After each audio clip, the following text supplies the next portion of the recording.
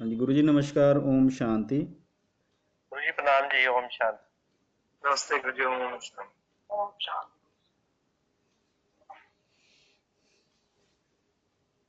ओम शांति। ओम शांति। और क्या हाल चाल है? बढ़िया गुरु जी। ठीक है गुरु जी। ब्लेसिंग्स आपकी। बहुत बढ़िया। ऐसा है कि दो रविवार हो नहीं पाया काम सत्संग का। तो आज ये सजेशन है रोहन जी का कि आज दो सेशन करेंगे। एक तो अभी 11 से 12, एक करेंगे 9 से 10 रात को। तो इस सेशन में अभी अध्याय 4 का हम समापन करेंगे, जिसको दिव्य ज्ञान का अध्याय बोला जाता है। तो पहले ये बताइए कि 15 दिन आपके कैसे निकले? ठीक ठाक हो? जी हाँ गुरु जी जी, बहुत हाँ जी बढ़िया। गुरु जी, बहुत बढ़िया। बहुत बढ़िया। सब बढ़िया। पीछे लाइट पड़ रही है। हाँ जी, हाँ जी, अब ठीक है। हाँ। तो आज का 35वां श्लोक है, अध्याय 4, दिव्य ज्ञान। दिव्य ज्ञान का अध्याय है ये। इसका 35वां श्लोक आज हम बोलेंगे। वो है, स्वरूप सिद्ध व्यक्ति के वास्तविक ज्ञान प्राप्त कर चुकने पर तुम पुनः कभी ऐसे मोह को प्राप्त नहीं होंगे, क्योंकि इस ज्ञान के द्वारा तुम देख सकोगे कि सभी जीव परमात्मा के अंश स्वरूप हैं। अर्थात कहने का तात्पर्य है कि वे सब मेरे हैं। तो ये अद्वैत की तरफ इशारा। अद्वैत का होता है जो दो नहीं। परमात्मा को जानने के दो ही उन्होंने साधन बताए हैं। या तो इस तरह से बोलिए कि ये नहीं, नेति नेति जिसको बोलते हैं, इतना ही नहीं, यही नहीं, यही नहीं, ऐसे करके सभी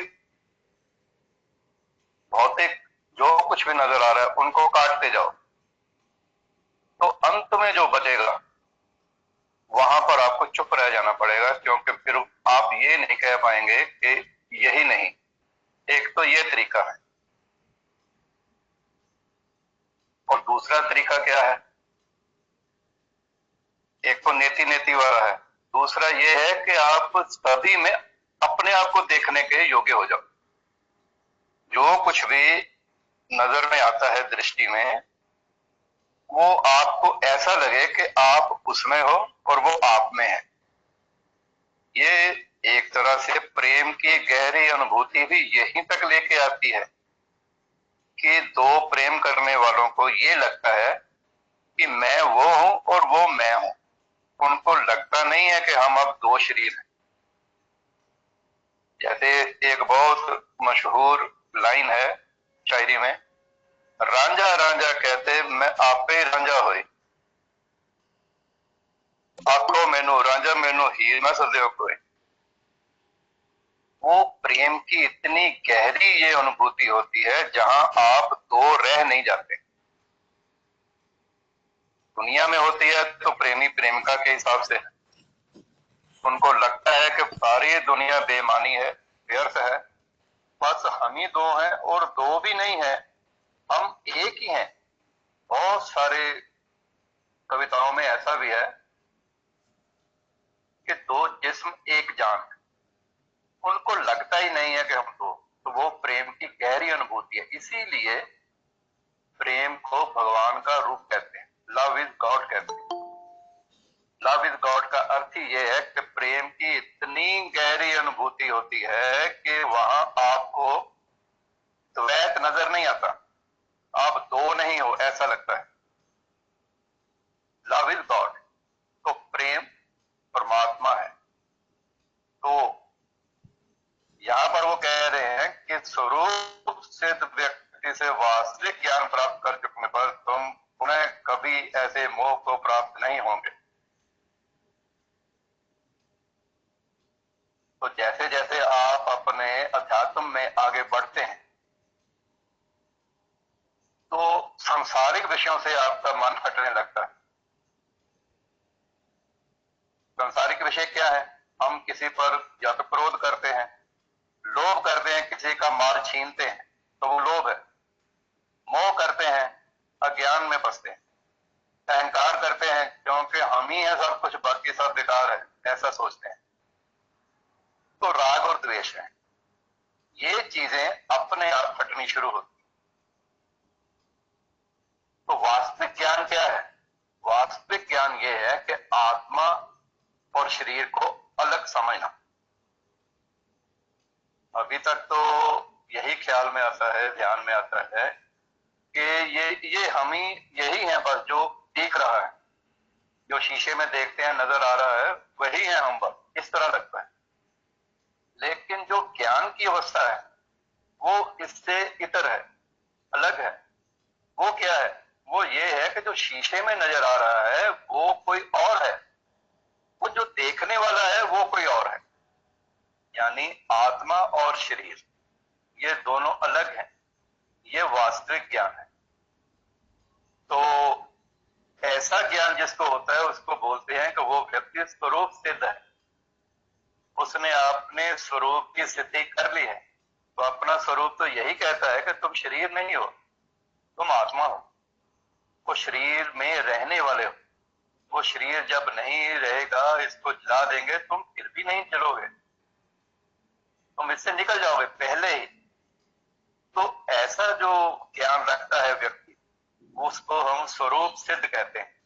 तो इस श्लोक में भगवान श्री कह रहे हैं कि स्वरूप सिद्ध व्यक्ति से वास्तविक ज्ञान प्राप्त कर चुकने पर तुम पुनः कभी ऐसे मोह को प्राप्त नहीं होगे। ऐसा जो व्यक्ति है जिसने स्वरूप सिद्धि कर ली है, स्वरूप सिद्धि का फिर बताते हैं कि आत्मा और शरीर को अलग जानता है, जो 24 आवर उसको इसकी अनुभूति रहती है। ये नहीं कि अभी याद है जब सत्संग खत्म होगा तो फिर अपने अपने व्यापार में लग जाएंगे, सब जो काम करते हैं, वो नहीं है। उसको हर पल, एक एक पल उसको इसकी खबर रहती है।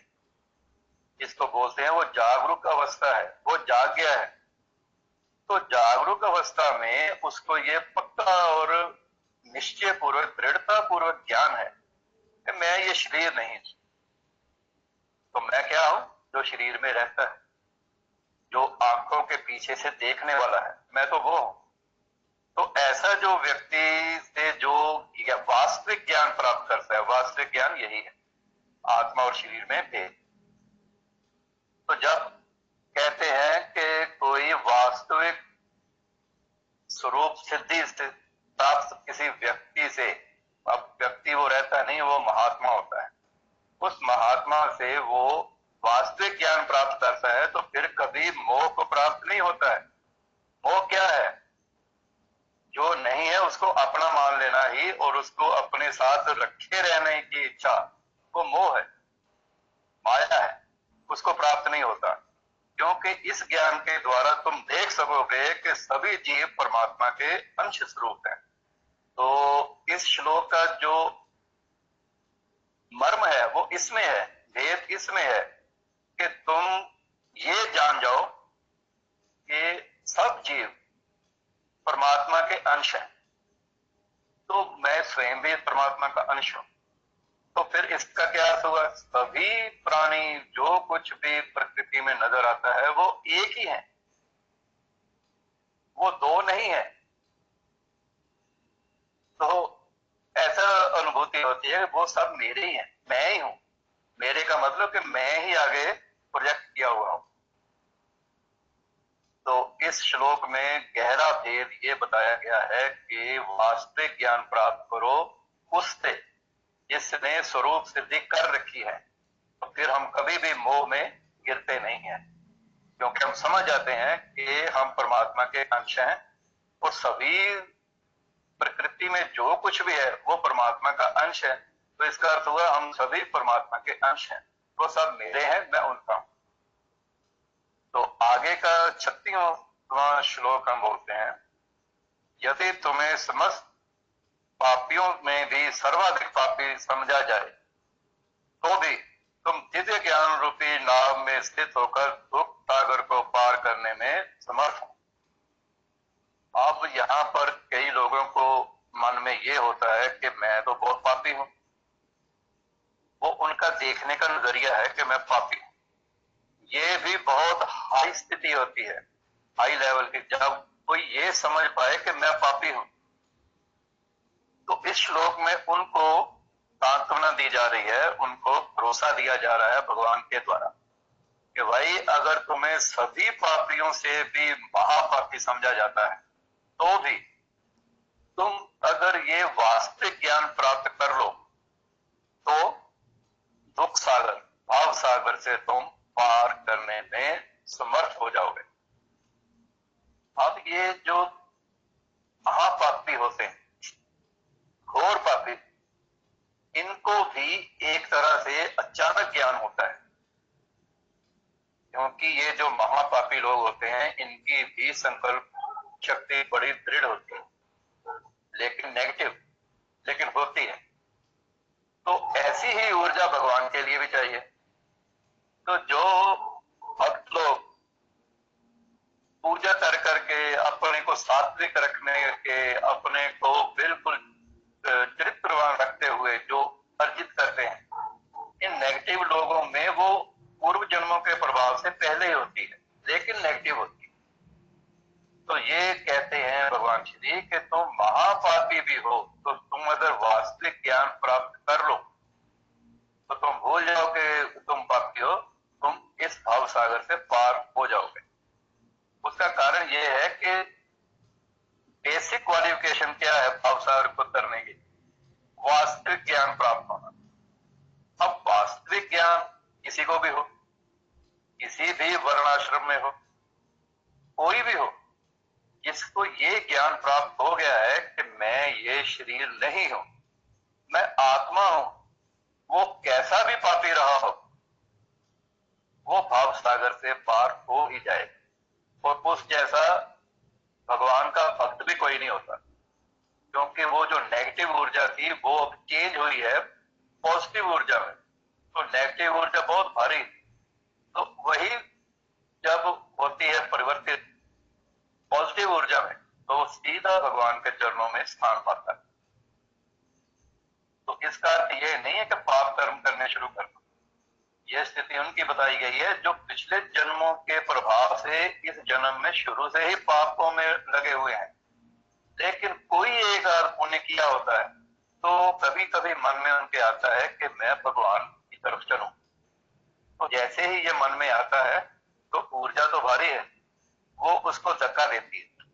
अब आगे वातावरण सही मिलता जाए, उसको महापुरुष आगे अच्छे मिलते जाएं, वास्तविक स्वरूप सिद्धि को प्राप्त हुए व्यक्ति मिलते जाएं, तो उसका भी बेड़ा पार हो जाता है। वो ये ना समझे कि मैं पापी हूं तो अब मेरा क्या होगा। भगवान ने उन लोगों के लिए भी अपना हाथ बढ़ाया है जो इस जन्म में महापापी घोषित है। युगों युगों में ऐसे महापापी होते रहे, लेकिन जैसे ही उनका ध्यान भगवान की तरफ जाता है वो एकदम से भक्ति को प्राप्त होते हैं और अपने जीवन का लक्ष्य प्राप्त करते हैं, स्वरूप सिद्धि को प्राप्त होते हैं।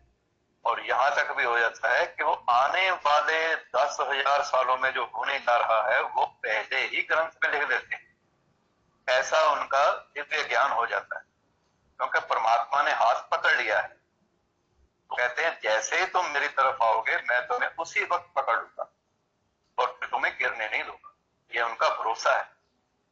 तो 37वां श्लोक करते हैं, जैसे प्रज्वलित अग्नि ईंधन को भस्म कर देती है, उसी तरह हे अर्जुन ज्ञान रूपी अग्नि भौतिक कर्मों के समस्त फलों को जला डालती है।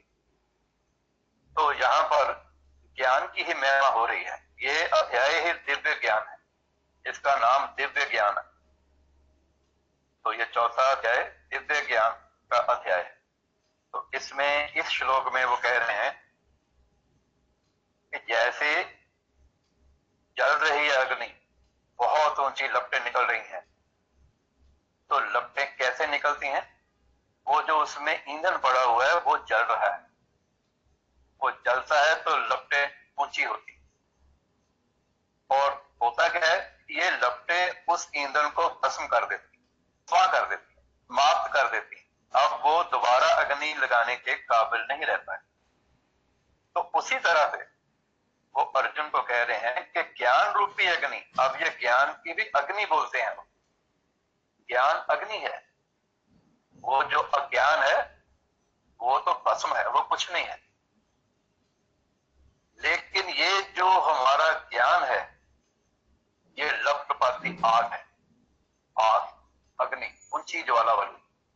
तो इसमें जो ईंधन है वो ईंधन किस बात का है? ईंधन है पाप रूपी ईंधन है, काम, क्रोध, लोभ, मोह, अहंकार, राग, द्वेष, इन ये सब के सब ईंधन है। तो ज्ञान का क्या है? ज्ञान रूपी जो अग्नि है वो इस ईंधन का इस्तेमाल करती है, इस तरह से, जैसे इस तरह समझे, तो इनको वो जलाती जाती, इन सब को भस्म कर देती। इनके भस्म होते ही बाकी क्या रह जाता है? मानव के भीतर अगर काम, क्रोध, लोभ, मोह, अहंकार, राग, द्वेष ये निकाल दिया जाए तो क्या रहेगा उसमें? फिर वो अपनी वास्तविक महिमा में होगा, अपनी महिमा में स्थित होगा। क्योंकि ये तो ऊपर से ओढ़े हुए वस्त्र है, ऊपर से ओढ़ी हुई चादर है, ये ऊपर पड़ा हुआ माया का पर्दा है।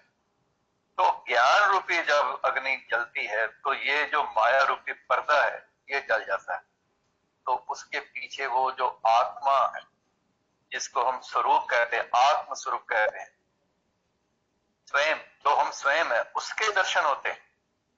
उसके दर्शन होते ही तो क्या होता है, क्योंकि ये जिसका अंश है उसको पता चल गया है कि मैं ये हूं, तो वो जिसका अंश है वो उसके बारे में भी उसको ज्ञान हो जाता है।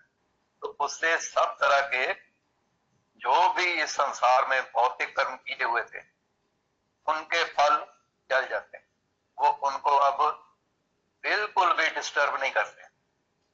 वरना तो ऐसा होता है जो स्वरूप सिद्धि को प्राप्त नहीं है उनके द्वारा जो कर्म हो चुके हैं, क्योंकि वो इस रास्ते पे आ चुके हैं अध्यात्म के, तो उनको वो कर्म हमेशा हॉन्ट करते हैं, उनको डराते हैं, उनके ध्यान में आते हैं। जब भी वो ध्यान में बैठते हैं उनके वो पाप कर्म जो उनकी नजर में, उनके पॉइंट ऑफ व्यू से गलत आचरण थे, वो उनके ध्यान में आना शुरू हो जाते हैं और ध्यान लगता नहीं, क्योंकि मन फिर उसी तरफ को भटक जाता है और भटकता है ग्लानि से, शर्म से। उसको शर्म आती है कि मैं किस रास्ते पर हूं और मैं जाता किधर हूं। लेकिन जब ज्ञान रूपी ये जो वास्तविक ज्ञान नहीं, ये जो शरीर और आत्मा का भेद का ज्ञान है, जब ये भीतर दृढ़ हो जाता है तो ये इस तरह के सभी चीजों को जला डालती है। ये ज्ञान सब उन ग्लानियों को, उन शर्मों को, जो हम शर्मिंदा होते रहते हैं, उस चीज को ये जला डालती है। जला डालने का अर्थ यहां ये लीजिए कि वो चीजें अब इनको डिस्टर्ब नहीं करती, क्योंकि ज्ञान हो गया है। जब अब ज्ञानी व्यक्ति जब ध्यान में बैठता है तो मन भटकता नहीं, भटकेगा भी तो मन की अपनी इतनी हो चुकी होती है, वो अपने आप उसको हटा देता है। आप डिस्टर्ब नहीं होते, लंबे समय तक ध्यान में बैठने के आप योग्य हो जाते, वरना तो अपने किए हुए कर्म ही पीछे खींच लेते हैं। और ध्यान का जो हम समय देते भी हैं उसमें मुश्किल से 1 घंटा अगर बैठते हैं तो 1 मिनट भी ध्यान नहीं होता, संसार में भटक जाते हैं।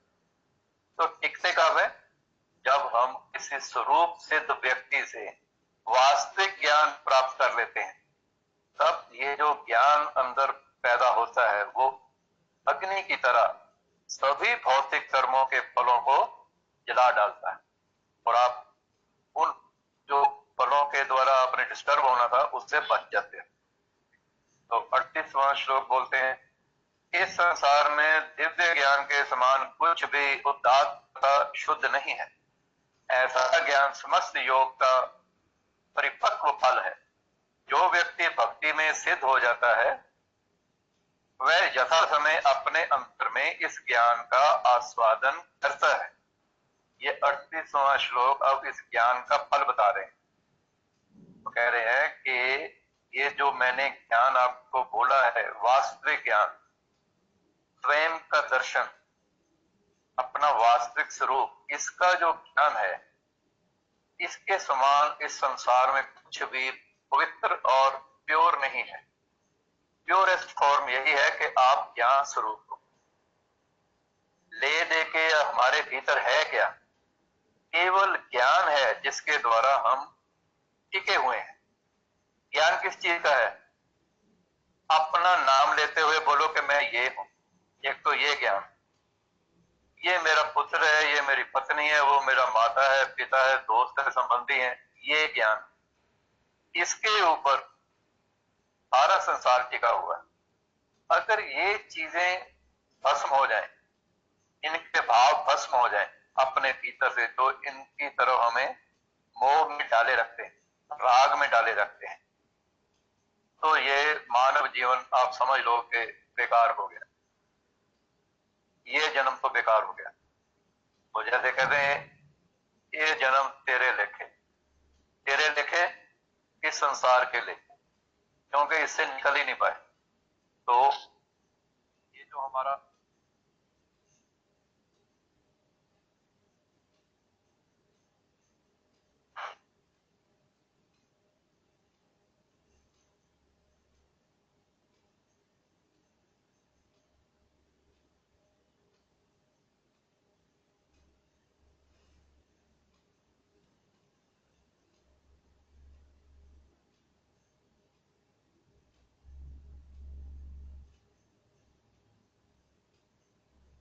तो ये जो हमारा जन्म है, ये समझिए बेकार हो गया। तो कहते हैं वो वास्तविक ज्ञान जो हम अर्जित करते हैं, किसी स्वरूप सिद्ध व्यक्ति से वास्तविक ज्ञान प्राप्त करके जो हमें ज्ञान प्राप्त होता है, ऐसा ज्ञान सब प्रकार के योग का मैच्योर फल है।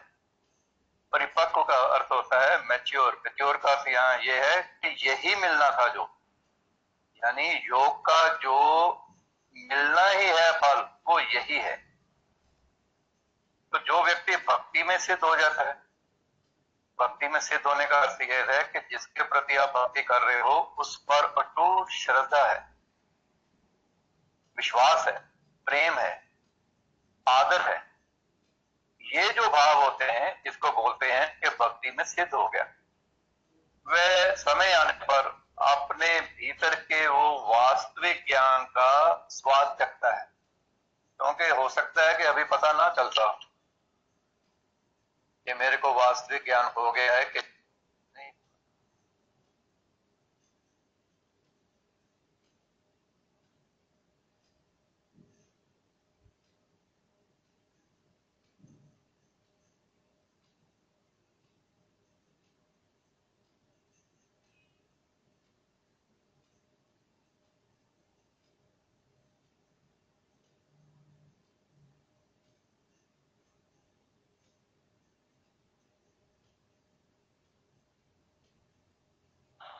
डिस्कनेक्ट हो गया, डिस्कनेक्ट। हेलो, डिस्कनेक्ट हो गया, आवाज नहीं आ रही गुरु जी। हाँ हाँ हाँ, डिस्कनेक्ट हो गया। हाँ जी, क्या गुरु जी की कॉल आई हुई है? गुरु जी वालों डिस्कनेक्ट है जी। हाँ गुरु जी बोलो।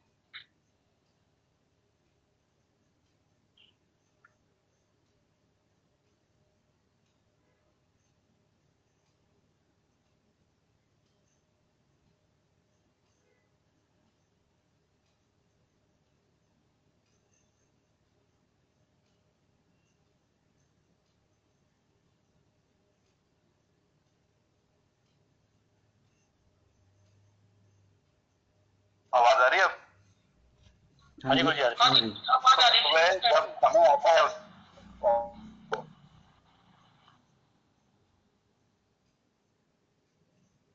जब ऐसा समय का अर्थ है, जब समय आता है, तो ये जो अभी चाहे आप ही उसको पता चल रहा हो कि मेरे को दिव्य ज्ञान प्राप्त हो गया, लेकिन समय आने पर वो इसका स्वाद चखना शुरू कर लेता है। ये समय आने पर क्या होता है, वो ऐसा समझे कि जैसे पहले बहुत बार बताया है कि एक टब में पानी साबुन वाला गंदा भरा हुआ है, तो आप उसको जब करना चाहते हो साफ, तो उसमें साफ पानी के पाइप लगा देते। अब ये तो पता चल गया कि अब साफ पानी अंदर आना शुरू हो गया है। यथा समय, समय आने पर वो सारा पानी शुद्ध हो जाता है। इसी तरह ये ज्ञान भीतर चला गया है। अब भीतर जाने के बाद ये अपना काम शुरू करता है। क्या काम करता है, वो जो भौतिक कर्मों के फल थे सब, पाप के या पुण्य के, वो सब जलाना शुरू करता है। और यथा समय, समय आने पर वो अब केवल ज्ञान ही तो रह जाता है अंदर, तो उसका वो स्वाद चखता है। तो कहने का अर्थ यहाँ ये भी समझे कि जल्दबाजी नहीं मचानी है, शीघ्रता नहीं मचानी है कि आज हमने ज्ञान सुन लिया तो अभी मेरे को पता चल गया है तो मैं तो शुद्ध हुआ नहीं, ऐसा नहीं सोचना है। ये जो ज्ञान भीतर जा रहा है इसने अपना काम करना ही करना है। यथा समय, समय आने पर आप इसका स्वाद चख भी लोगे, यानी इसको देख भी लोगे, अनुभव कर लोगे कि हाँ ये दिव्य ज्ञान है जो मैंने अर्जित किया। तो आगे का श्लोक बोलते हैं, जो श्रद्धालु दिव्य ज्ञान में समर्पित है और जिसने इंद्रियों को वश में कर लिया है, वह इस ज्ञान को प्राप्त करने का अधिकारी है और इसे प्राप्त करते ही वह तुरंत आध्यात्मिक शांति को प्राप्त होता है। हरि ओम। तो कह रहे हैं कि अब वही बात कह रहा है कि शीघ्रता नहीं मचानी है, पेशेंस रखनी है। ज्ञान भीतर जा रहा है, बस यही ठीक है। जैसे गुरु को भी लगता है, जब लगना शुरू हो गया तो उसने प्रभाव दिखाना शुरू कर ही देना है भीतर। यथा समय जब वो बोतल पूरी लग जाती है तो 5, 10, 15 मिनट के भीतर शरीर में चेतना का संचार होता है, नई चेतना का। तो कोई कहे अभी सुई लगाई है, वो ग्लूकोज जाना शुरू हुआ तो मैं अभी उठ के खड़ा हो जाऊं, तो इस तरह नहीं होता है। यथा समय थोड़ा चाहिए होता है। वो समय किस लिए चाहिए होता है कि आप दृढ़ रहो, उसी श्रद्धा में बने रहो, तो वो ज्ञान भीतर पक्का हो जाता है, दृढ़ हो जाता है। तो श्रद्धालु, तो जो श्रद्धालु दिव्य ज्ञान में समर्पित है, श्रद्धालु श्रद्धा का अर्थ आपको बताया है डाउटलेस बिलीफ, भ्रम से मुक्त जो विश्वास है किसी पर, उसको श्रद्धा कहते हैं। तो जो श्रद्धालु दिव्य ज्ञान में समर्पित है,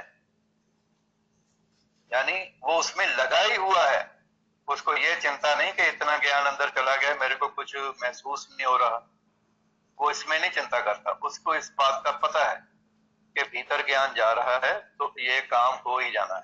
तो वो श्रद्धालु जो है वो समर्पित होता है दिव्य ज्ञान में, और ऐसा करते हुए उसकी इंद्रियां वश में होनी शुरू हो जाती हैं। ये उसको पहली अनुभूति होती है कि इंद्रियां वश में आनी शुरू हो गई,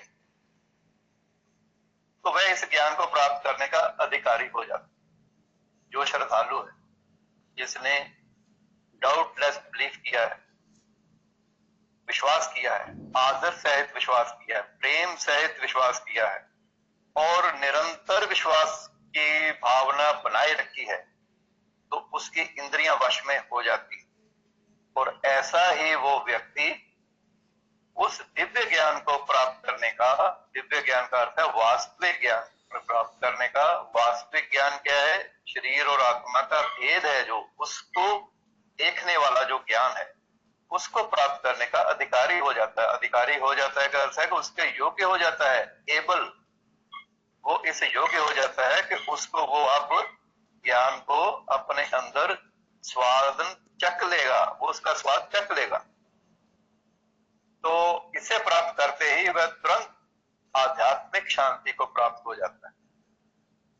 ये सारे के सारे इस तरह से बताए जा रहे हैं फल ज्ञान के भगवान के द्वारा, कि जो उसकी संभावना नहीं कह रहे हैं वो कि हो सकता है कि आध्यात्मिक शांति को प्राप्त हो सकता है, ऐसा नहीं बोल रहे हो। आध्यात्मिक शांति को प्राप्त हो जाता है। तो ये बिल्कुल उसी तरह है कि जैसे कोई ये समझाए कि जल को 100 डिग्री सेंटीग्रेड पर उबालिए तो उसने स्टीम बन जाना है, बन सकता नहीं बोलते वहां पर। जैसे दो अणु हो उसके हाइड्रोजन के, एक हो ऑक्सीजन का, तो क्या कहते हैं, पानी बन जाता है। पानी बन सकता नहीं बोलते क्योंकि वो डेफिनेट है। इसी तरह ये भी निश्चित है कि जो इस तरह का वास्तविक ज्ञान प्राप्त करता है उसकी इंद्रियां वश में हो जाती हैं, वो वास्तविक ज्ञान को प्राप्त करने का अधिकारी हो जाता है, एबल हो जाता है, यानी उसको धारण करने के योग्य हो जाता है। तो ऐसे व्यक्ति को आध्यात्मिक शांति प्राप्त हो जाती है। आध्यात्मिक शांति क्या होती है? आध्यात्मिक शांति वो शांति है कि पूरे संसार में आप विचरण कीजिए, लेकिन एक भीतर आपको पॉइंट मिल जाता है जहां पर आप बिल्कुल शांत हो, आपका ध्यान निरंतर उस पॉइंट पर रहता है। काम आप सारे के सारे संसार के करते हो तो डिस्टर्ब नहीं होते। आध्यात्मिक शांति का अर्थ है कि आप शांत ही रहना है, सात्विक में, सत्व में आपने शांत रहना है। मन प्रसन्न रहता है, मन आनंदित रहता है, मन में ऐसे भाव उठते हैं मैं किसी का भला करूं, मैं किसी की सहायता करूं, मैं किसी और को भी ये ज्ञान दूं, ऐसे भाव उठते रहते हैं। तो ये अध्यात्म की चरम स्थिति है, जब आप भगवान के साथ एकता का अनुभव करते हो। वो एकता का अनुभव कैसे होता है? जब इंद्रियों के पार हो जाते हैं, क्योंकि इंद्रियां ही हैं जिन्होंने हमको रोक के रखा हुआ है, इस शरीर के भीतर बांध के रखा हुआ है। जैसे ही हम ज्ञान, वास्तविक ज्ञान स्वरूप सिद्धि हम प्राप्त करते हैं तो ये इंद्रियों से पार हो जाते हैं। कैसे हो जाते हैं? हम समझ जाते हैं कि हम ये नहीं है, हम वो हैं जो इनको चलाते हैं। तो ऐसा जो ज्ञान है वो परम शांति को देने वाला है। आप शांत ही रहते हैं, उपद्रव आपके आसपास होते रहते हैं, लोगों ने तो नहीं हटना ना, वो वास्तविक ज्ञान को प्राप्त नहीं है, उन्होंने अपने कार्यकलापों में लगे रहना है। वो जो उनका उद्देश्य जीवन का आपको बताया है, हर एक का अपना अपना संसार है, क्योंकि अपना अपना मन है, क्योंकि अपने अपने कर्म है, क्योंकि उन कर्मों के अपने अपने ही फल है। तो वो एक सर्कल में बंधे होते हैं कि उसी में ही घूमना है। वो कर्म करते जाते हैं, उसके फल आते जाते हैं, वो अच्छे हैं या बुरे हैं, उससे उनका मन फिर थोड़ी देर को सुख को प्राप्त करता है, फिर दुखी हो जाता है। ज्यादातर वक्त दुख में बीतता है। सुख भी उनको दुख रूप ही लगता है, क्योंकि उनको लगता है ये छिन जाने वाला है। इसका सीधा उदाहरण देखिए कि राजनीति में 5 साल के लिए कोई राजा बनता है। अब वो बनता तो है थोड़ी देर के लिए, उसको सुख होता है, 1 साल 1.5 साल, फिर वो दुख में घिर जाता है कि अब ये जाने वाला है। वो उसको ये नहीं पता अभी 3.5 साल रहते हैं। नो नो, वो 3.5 साल अब उसके लिए महादुख का कारण है। चाहे दोबारा जीत के आ जाए, लेकिन ये 3.5 साल वो रोता ही रहेगा, उसके अपने लोग ही उसको रुलाते रहे। तो ऐसा ही ये है सिस्टम, तो इसको इस तरह से समझिए। लेकिन जो आध्यात्मिक शांति को प्राप्त होते हैं वो अगर 5 साल के लिए चुने जाते हैं, जहां उसका समझे अगर उनकी आयु 100 साल है तो वो 60 पर पहुंच के रोने नहीं लगते कि अब तो 40 रह गए। उनको इससे कोई मतलब नहीं होता, वो आनंदित रहते हैं, भीतर से शांत होते हैं। उनको कोई फर्क नहीं, अभी के अभी प्राण निकल जाए कोई फर्क नहीं, ना निकले तो भी कोई फर्क नहीं, वो जीते जाते हैं, आनंदित रहते हैं, प्रसन्नता अनुभव करते रहते हैं। वो लोगों को भी प्रसन्न करने का कारण बनते हैं, क्योंकि वो स्वयं आनंदित है। आनंदित के पास जाओगे तो आनंद को ही प्राप्त करोगे। तो ऐसे जो व्यक्ति होते हैं उनको आध्यात्मिक शांति का लाभ प्राप्त होता है। तो 40वां श्लोक बोलते हैं, ये चौथा अध्याय चल रहा है जिसको दिव्य ज्ञान का अध्याय बोला गया। आप जो सुन रहे हैं इससे बढ़कर कोई ज्ञान नहीं है दुनिया में। हम सब लोग बहुत ही भाग्यशाली कि भगवान श्री ने अपने मुख से ये ज्ञान उजागर किया है हम लोगों के लिए अर्जुन के बहाने। तो बहुत बहुत हम उनके धन्यवादी हैं, उनको आदर से प्रणाम करते हैं जिन्होंने हमें इस अलौकिक ज्ञान का स्वादन कराया, स्वाद चखाया। तो आगे का हम श्लोक बोलते हैं, किंतु जो अज्ञानी तथा श्रद्धा विहीन व्यक्ति शास्त्रों में संदेह करते हैं वे भगवत भावनामृत नहीं प्राप्त करते बल्कि नीचे गिर जाते हैं। अंशात्मा के लिए ना तो इस लोक में ना ही परलोक में कोई सुख है। अब पिछले श्लोक में बोला था कि जो स्वरूप सिद्धि को प्राप्त हो गए, वास्तविक ज्ञान प्राप्त कर लिया है कि ये शरीर मैं नहीं, मैं तो आत्मा हूं, दोनों में भेद कर लिया है और भीतर एक उन्होंने बिंदु पॉइंट ढूंढ लिया है जहां हमेशा ही शांति रहती है, सात्विक शांति, आध्यात्मिक शांति, वो उसको ढूंढ लेते हैं। तो वो सब काम करते हुए उसी पर अपना ध्यान टिकाए रखते हैं। अब उसके उल्टी स्थिति वाले लोगों के बारे में बता रहे हैं।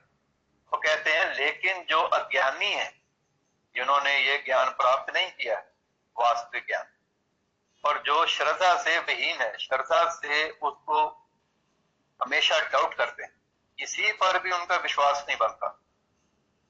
विश्वास इसलिए नहीं बनता कि अज्ञान है। अज्ञान क्या करता है, वो व्यक्ति में अहंकार को बढ़ा के रखता है। वो अहंकार इतना बड़ा होता है, वो दूसरे किसी को अपने सामने तुच्छ जानता है, चाहे वो कोई भी हो सामने। और ये क्या करते हैं, ये शास्त्रों में संदेह करते हैं। ये जो शास्त्र हैं, पुराण हैं, वेद हैं, वो इनमें उनको शंका ही हुई रहती है।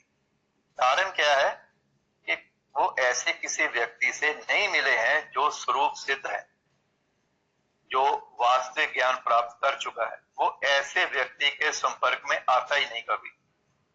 तो जो ज्ञान ही नहीं है जिसको, तो उसको किसी पर भी विश्वास नहीं होता। अज्ञानी व्यक्ति अविश्वासी होता है। तो वो जितने भी शास्त्र, वेद, पुराण है, उपनिषद है, इनके ऊपर वो शंका करता है। तो इसलिए उनको परमात्मा का वो आनंद नहीं मिलता जो आध्यात्मिक शांति के रूप में वो पिछले श्लोक में बताया गया है कि जो स्वरूप को प्राप्त कर चुके हैं उनको आध्यात्मिक शांति प्राप्त होती है। ये जो संदेह वाले लोग हैं, जो शास्त्रों में भी संदेह करते हैं, इनमें ज्ञान प्राप्त नहीं होता। तो जो ज्ञान नहीं होता तो परमात्मा को जानते नहीं। जो परमात्मा को जानते नहीं तो उसका जो अनंत स्वरूप एक है परमात्मा का, वो उससे वंचित रहते हैं। तो कहते हैं ये संदेह करने वालों के लिए इस लोक में तो सब कुछ गड़बड़ है ही, पर लोक में भी कोई सुख नहीं है। इस लोक में क्या है, देखिए जो अविश्वासी है वो हमेशा ही नारकीय जीवन जीता है। वो बाहर से कैसा भी लगता हो किसी को, लेकिन वो जानता है कि भीतर उसके नर्क जैसी आग जलती। बाहर भी इसी तरह उसके संपर्क में आने वाले उसको जैसे जलाते हैं नर्क में, हालांकि वो कुछ नहीं करते हैं। यही ऐसा उसका मन है, संदेश है। ये डाउट करता है, सामने वाला कुछ बोले तो इसके मन में डाउट आता है कि ये मेरे खिलाफ ही बोल रहा होगा। अब रावण ही देखिए, उसको सभी ने समझाया है और अच्छा समझाया है। और रामायण जी में लिखता है कि शास्त्रों के अनुसार समझाया है, शास्त्र सम्मत उसको सीख दी है, सबने दी है। उसकी अपनी पत्नी ने भी, भाई ने, नाना ने, लेकिन वो सब पर डाउट करता है कि ये मेरे खिलाफ है, ये मेरे विरुद्ध है। मैं सीता जी को ले आया हूं तो ये सारे जलते हैं, उसके मन में ये भाव है।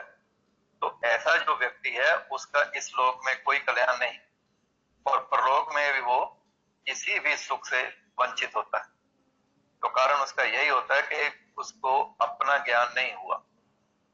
अगर अपना ज्ञान हो जाता तो ऐसे को कर्म में वो पड़ता ही नहीं। जब शास्त्र में लिखा है कि नौकर, मित्र, मालिक, गुरु, इनकी पत्नी को देखते वक्त उनके पैरों की तरफ देखो, अंधे हो जाओ, वो उसने पढ़ा हुआ है लेकिन नेगेटिव है। नेगेटिव लोगों के लिए ये बोल रहे हैं कि सुख नहीं है। वो तीनों लोगों पर राज कर रहा था लेकिन मन नेगेटिव था। अगर नेगेटिव ना होता तो ये काम वो करता ही नहीं, तो उसका राज्य ऐसे ही चलता जाता।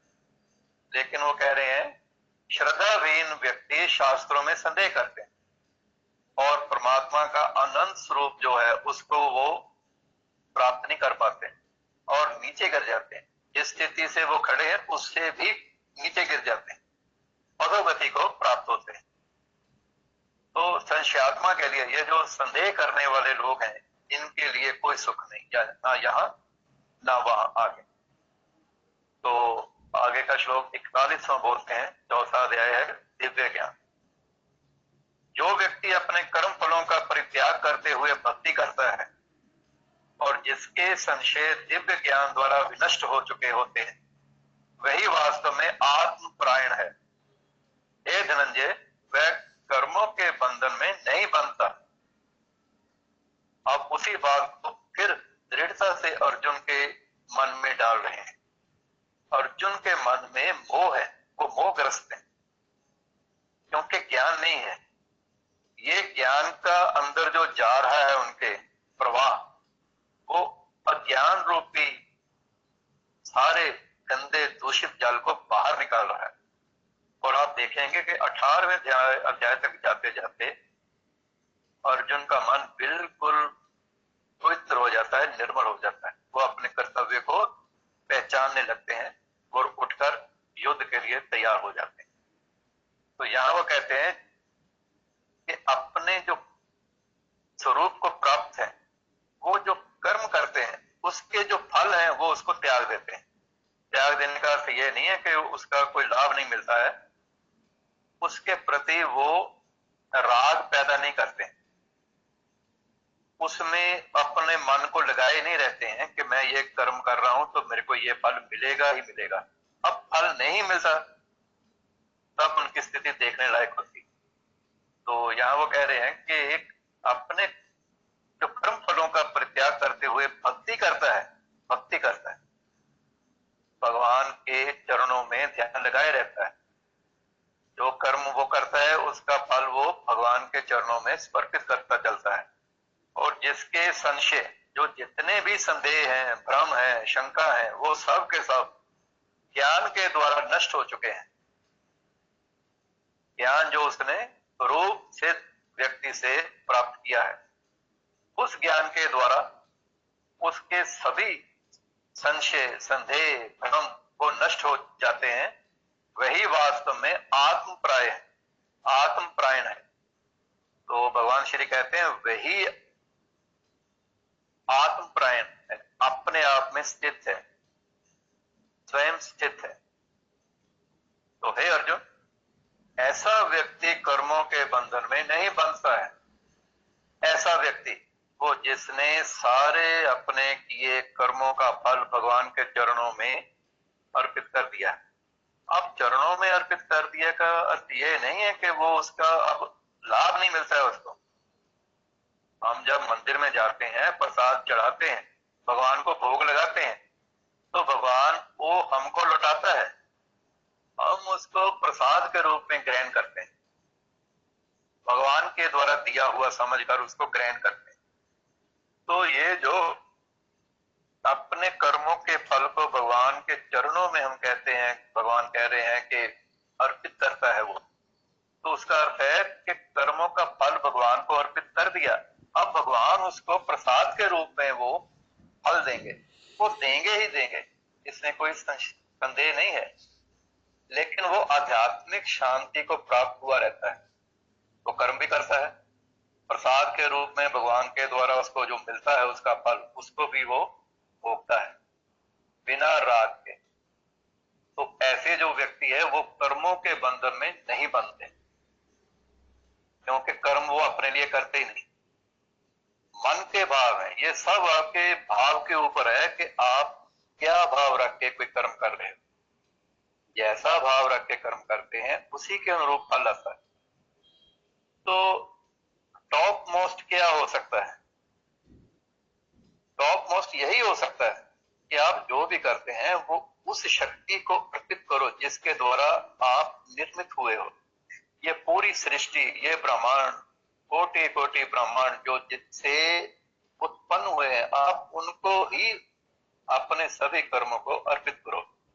तो वो जो शक्ति है वो इस तरह से समझाते हैं कि वो महाकंप्यूटर है, सुपर कंप्यूटर। आप जो उसमें देते हो वो कई गुना लौटाकर आपको दे देता है। वो ऐसा है, इसमें उसका कोई किसी के साथ लगाव वाली बात नहीं है। अगर कोई बुरा कर्म करता है तो वो भी कई गुना करके वापस लौटाता है। तो वो कोई भी हो, इसमें कोई बात नहीं है। राजा दशरथ सात्विक थे, महान राजा थे, सम्राट थे, लेकिन उन्होंने श्रवण का वध किया। हालांकि गलती से हुआ, लेकिन एक कर्म हुआ। तो वो विलाप भी करते हैं कि मेरे से ये हो गया। अब ये जो है वो उस सुपर कंप्यूटर में चला गया है, अब वहां से कई गुना होकर के वापस मिलेगा। तो मिला है, मिलता है। वहां इसका कोई नहीं है कि वो राजा है कि रंक है। वो जो कोई भी जो भावना रख के काम करता है उसी के अनुरूप उसको फल मिलता ही मिलता है, इसमें कोई संदेह ना करें। तो अपने भाव को हमेशा शुद्ध रखें, शुद्ध रखें। किसी के काम आइए, किसी को मदद कीजिए, सहायता कीजिए। जो सहायता प्राप्त करता है वो आपका ऋणी हो जाता है, वो आपको जीवन भर आपको दुआ देता है, वो दुआ आपको और ऊपर उठाती है। तो भला कीजिए सबका। तो ऐसे करने से हम अपने किए हुए कर्मों के बंधन में नहीं फंसते, मुक्त रहते हैं। तो आगे है इस अध्याय का आखिरी श्लोक 42वां।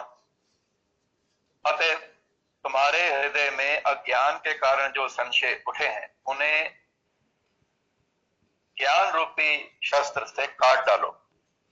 हे भारत, तुम योग से समन्वित होकर खड़े हो और युद्ध करो।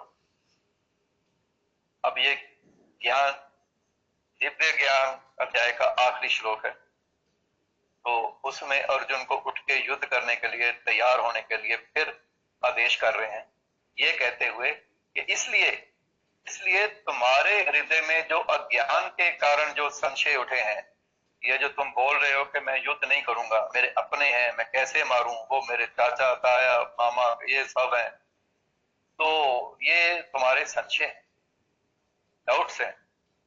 इनको तुम ज्ञान रूपी शस्त्र के द्वारा काट दो। क्योंकि क्षत्रिय है तो वो शस्त्र की भाषा में बात करते हैं कि भाई ये जो शंका उठ रही है इसको ज्ञान के शस्त्र से काट दो। और हे भारत, तुम योग से समन्वित होकर खड़े हो जाओ। अब योग से युक्त हो जाओ। योग से युक्त का अर्थ है भगवान के साथ एक होने का अनुभव करो और उठकर खड़े हो जाओ। उठकर खड़े हो जाओ। ये जो तुम बैठ गए हो मोहग्रस्त, चिंतित, दुखी होकर, खड़े हो जाओ, परमात्मा के स्वरूप में स्थित हो जाओ।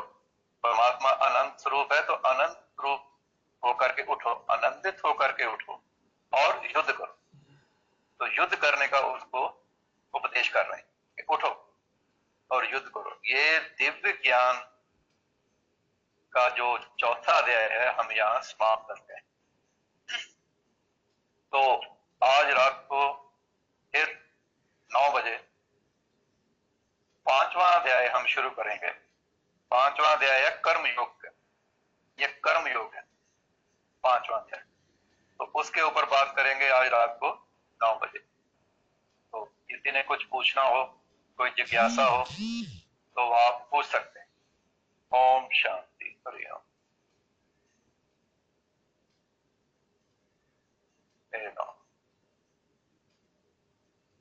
तो ऐसा है कि 5 गहरे श्वास लेते हैं, 3 बार ओम बीज मंत्र का उच्चारण करेंगे,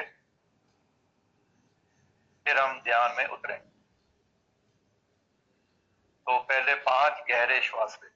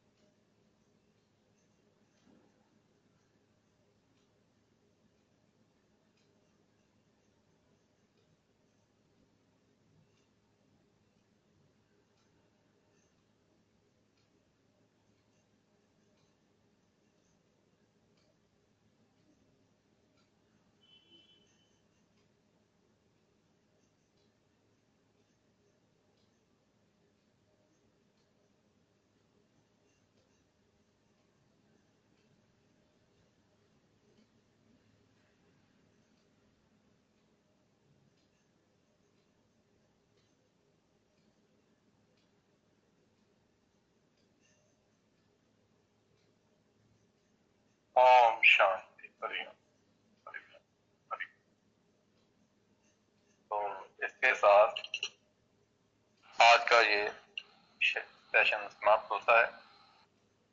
आज हमने चौथा अध्याय समाप्त किया है। इस अध्याय को हम दिव्य ज्ञान योग कहते हैं, ज्ञान योग कहते हैं। आप इस अध्याय को फिर सुनिए, बार बार सुनिए। रात को 9 बजे से पहले एक बार इसको जरूर सुन लीजिए, क्योंकि आगे अब 5वां अध्याय शुरू हो रहा है, उसको कर्म योग कहते हैं। उसमें कर्मों के बारे में किस तरह से किए जाएं, किस तरह के कर्म हमें मुक्ति प्रदान करते हैं, किस तरह से कर्म करने से हम बंध जाते हैं, उसके बारे में भगवान श्री उपदेश करेंगे। तब तक के लिए ओम शांति, हरि ओम, हरि ओम, ओम शांति, ओम ओम शांति, शांति। हरि ओम।